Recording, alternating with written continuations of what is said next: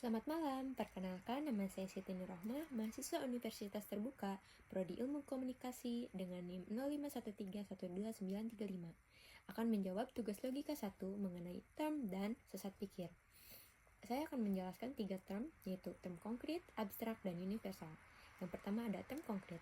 Term konkret merujuk pada entitas yang memiliki wujud fisik, dapat dilihat, disentuh, atau dirasakan secara langsung. Term ini menggambarkan sesuatu yang nyata dan tangible. Contohnya, buku. Dalam pernyataan buku itu ada di atas meja adalah term konkret karena merujuk pada objek fisik yang dapat dilihat dan disentuh. Yang kedua ada term abstrak. Term abstrak merujuk pada konsep, sifat, atau ide yang tidak memiliki wujud fisik seperti emosi, kualitas, atau gagasan yang dihasilkan dari proses abstraksi mental. Contoh, kata keadilan.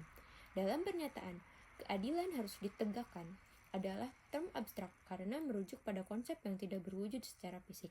Yang ketiga, ada term universal.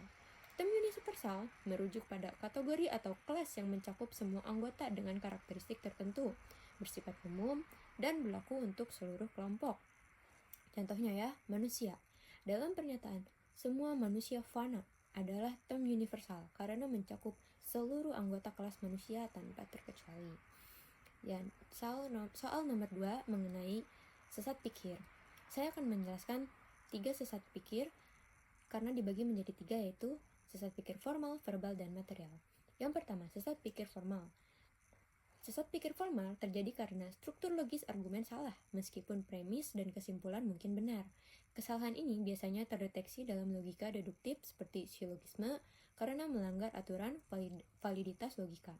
Contoh ya, semua kucing adalah mamalia, semua anjing adalah mamalia, maka semua anjing adalah kucing. Ini adalah sesat pikir formal atau fallacy of undistributed middle. Karena term tengah mamalia tidak mendistribusikan dengan benar untuk menghubungkan kucing dan anjing, sehingga kesimpulan tidak valid. 2. Sesat pikir verbal terjadi karena penggunaan bahasa yang ambigu, membingungkan, atau multitafsir menyebabkan kesalahan interpretasi. Jenis ini sering melibatkan ketidakjelasan term atau bentuk struktur kalimat. Contohnya, bank menyimpan uang, sungai memiliki bank. Jadi, sungai menyimpan uang. Ini adalah sesat pikir verbal. Yang ketiga, sesat pikir material.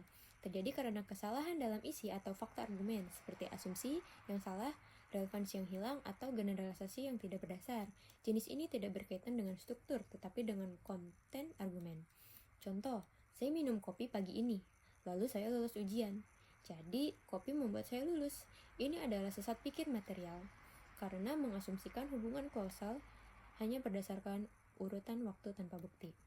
Cara menghindari sesat pikir ada 3, yaitu periksa struktur argumen, gunakan bahasa yang jelas, verifikasi fakta dan relevansi, terapkan prinsip logika, dan melatih analisis kritis. Sekian jawaban dari saya. Mohon maaf apabila banyak kekurangan, dimohon kritik dan sarannya. Terima kasih.